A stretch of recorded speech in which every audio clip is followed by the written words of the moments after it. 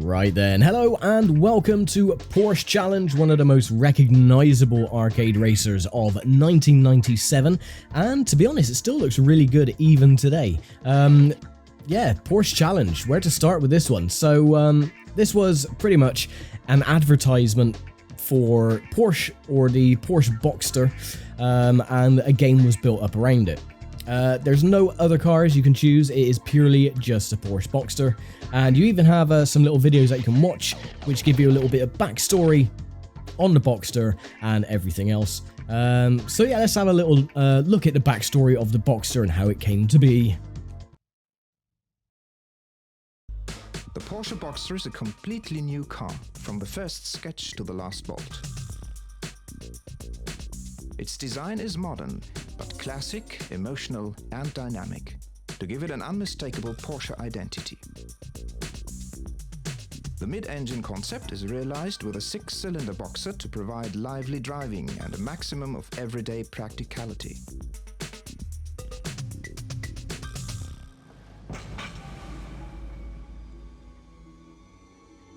And I wanted to be in that studio because I knew there was some new things going to be happening.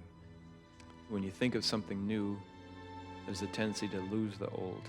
At Porsche, it's a bit different.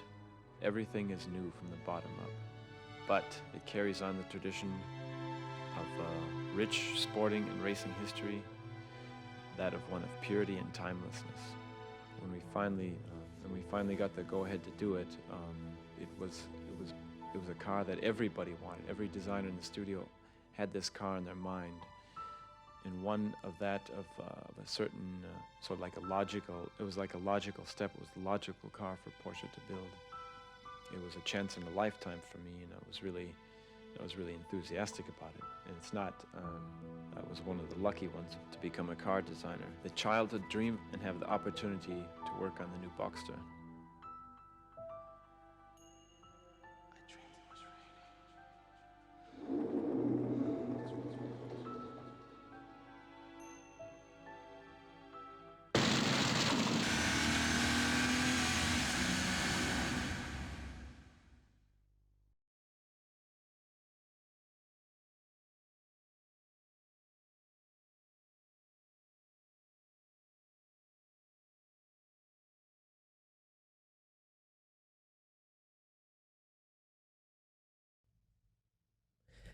And there we go. It's a bit weird how they went for more like an art noir style to it, where all the sound cuts out at the end, it all goes black and white and tries to make it really dramatic, when really it isn't. But anyway, let's get into the main bulk of the game, shall we? So you do have time trial and practice modes, we're not going to worry about that. The main bulk is, of course, a championship mode.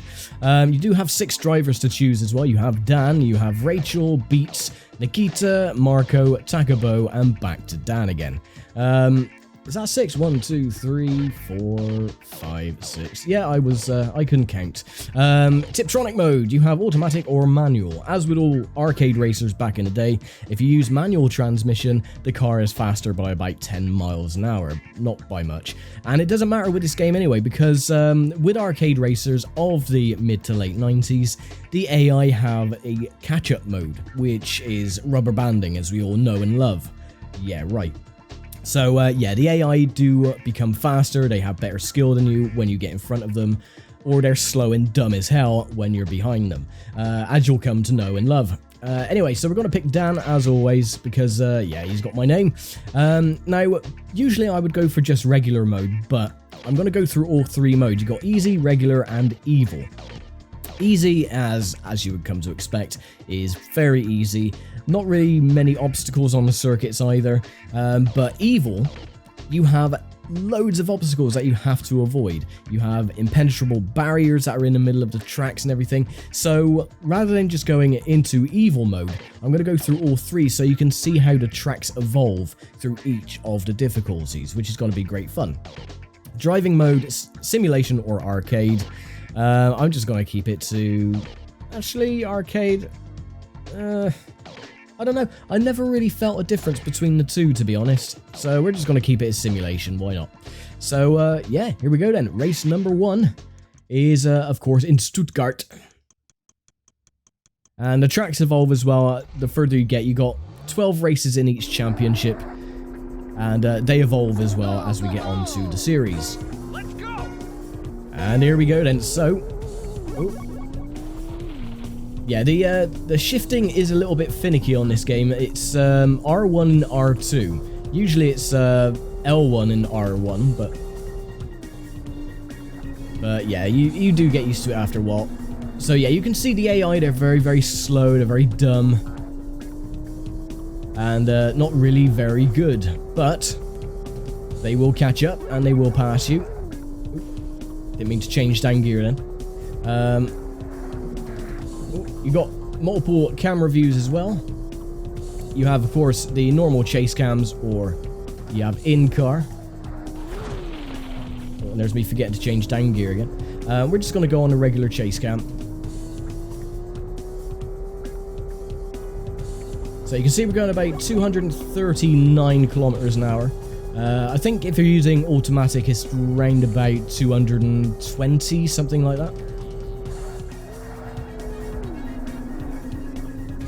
And if you're really good with the downshifting as well, you don't actually have to brake around any of the corners. You just downshift, and of course you've got the engine braking of the car, which is simulated, as you can see. So you don't actually have to brake or anything at all. And they're very, very lenient. On easy mode, they are incredibly lenient with the time to reach each of the checkpoints. On hard, yeah, not a chance. It is incredibly difficult. But you'll come to see that anyway. So, on to the final lap.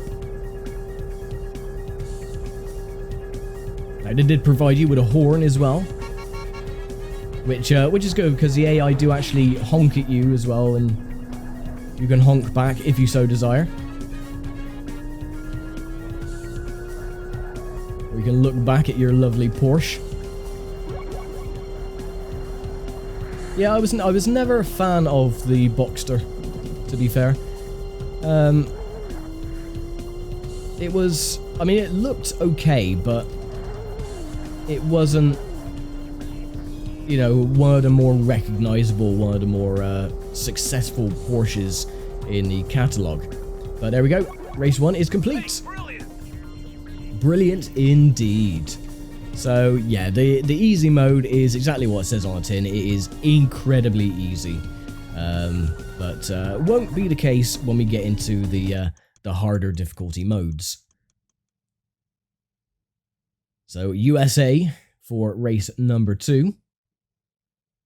There's a nice figure of 8. You can see the darker lines as well on the circuit. They do unlock as you progress through the championship. Are you ready? Are you ready indeed? Go, go, go! And away we go. Trying to honk at the driver in front. Hey! It's funny, if you crash into the drivers enough, he just keeps coming out and saying, "My Boxster," and he sounds really stupid. Now this track, if you're playing on evil mode, you'll notice one of the most differences added from easy. In the center of the road, or the track, or whatever you want to call it, are a load of bollards and barriers that you cannot break through. But of course you don't have any problems with that on easy. Get out of the way, please.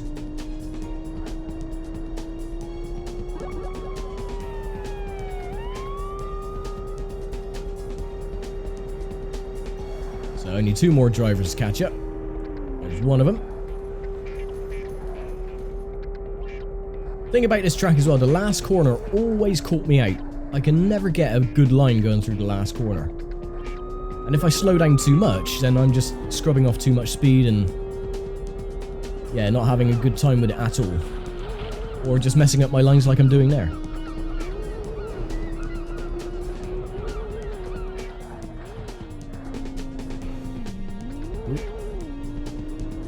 Now you can see that dude in the blue machine. Can't remember his name. I think that's... Actually, I actually can't remember his name. Yeah, he is our main rival. He starts last, the same as us, but he always catches up to you and rides your rear bumper come the end of the race, and he is going to be a massive headache once we get into the higher difficulties as well. And it doesn't matter, you could have pinpoint precision when it comes to cornering and your technique. That doesn't mean one iota to the AI. They still catch up and they're still riding your ass.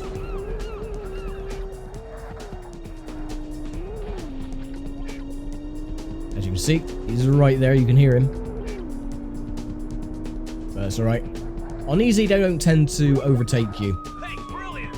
They usually just slightly ride behind you and draft you, but they don't actually pass. In harder races, of course they do, but... Anyway, next race is in Japan. Race time 2:20 and a lap time of 46 seconds flat. Which isn't bad at all. Race 3 of 12. Now later on, when you get into the last 4 races of the championship, the tracks become interactive. So that means certain paths open on certain laps, and paths close on certain laps as well.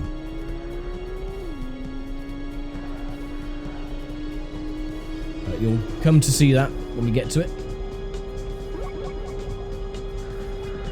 Now you can see with the sensitivity of the steering as well, and the fact that my controller is drifting, it does tend to be a bit of a pain. But I managed to get through in the end. See, you don't even have to brake. Downshift into the right gear, and you can get around pretty much most of the corners. Another thing as well about these tracks is that there's always some permanent shortcuts that you can take. I miss most of them most of the time, but yeah, you can take some shortcuts if you so desire.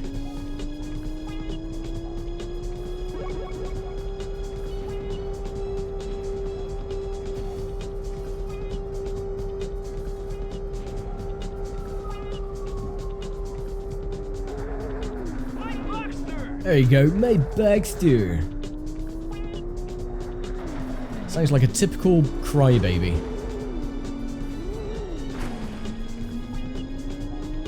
I think that was one of the shortcuts there. Yeah, he took the shortcut, see?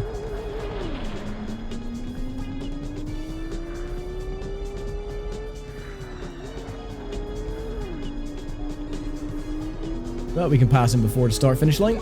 And there we go, last lap. Time of 1:42 at the moment, total time.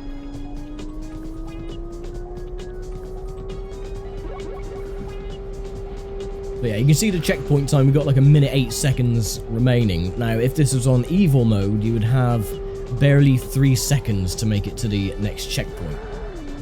Also, this song always reminded me of Driver on one of the missions. Can't remember which mission it is, but I know the song itself was messed up. The bass instrument was completely glitched out in the final game. So it just sounded like, you know, someone beating on a really dull drum. Dull drums, there we go. So, another victory. And next we head to the Alpine region. Yeah, next race in Alpine. Hooray. So, as to be expected, it's going to be snowing.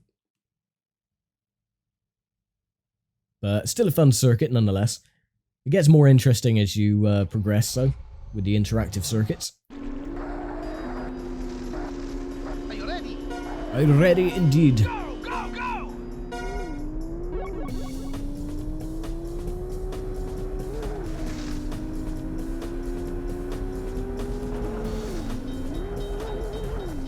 Now, as far as unlockables are concerned, there is only one real unlockable that you can get, which is a bonus driver, but we're not going to see him for a very long time yet. And to unlock him is a massive pain in the backside as we completely balls up the corner. Get out the way, please. Another thing I should mention as well, no damage on these cars, of course. I don't think Porsche would have liked having their new Boxster damaged. And being an arcade racer, no damage anyway, so there you go.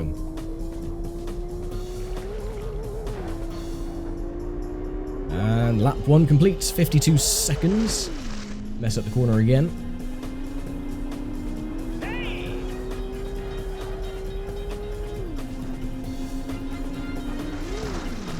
Oh, I like messing up these corners.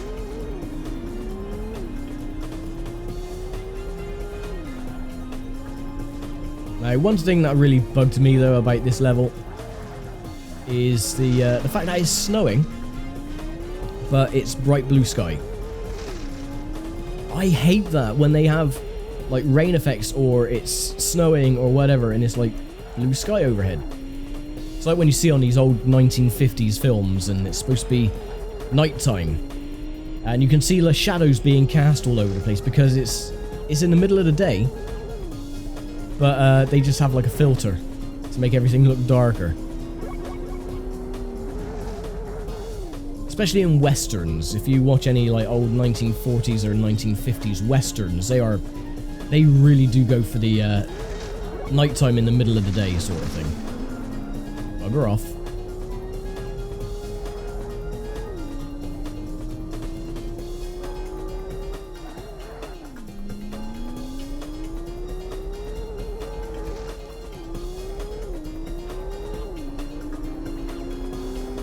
Oh, there you go. He's honking at me. Sorry, I don't want to honk back. There you go. Bugger off. You're not taking the victory from me, thank you. And there we go. That is the first third of this championship complete. My Boxster! Oh, stop crying. There we go. Cool driving. Now the long tracks. So yeah, all the grayed out portions of the tracks that we see on the maps, yeah, they are now unlocked. But yeah, we should get on with that next time. So for now, I will leave it here. Porsche Challenge long mode activated. So yeah. So again, with that, I will leave it here. We'll do the long mode next time, and then we got the interactive tracks after we complete the next 4.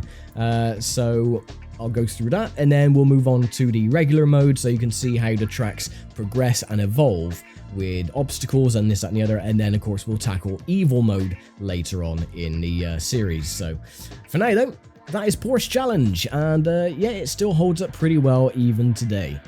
So yeah, I will see you all next time then for long mode. Thank you very much for watching as always, and I will see you all next time. Take very good care.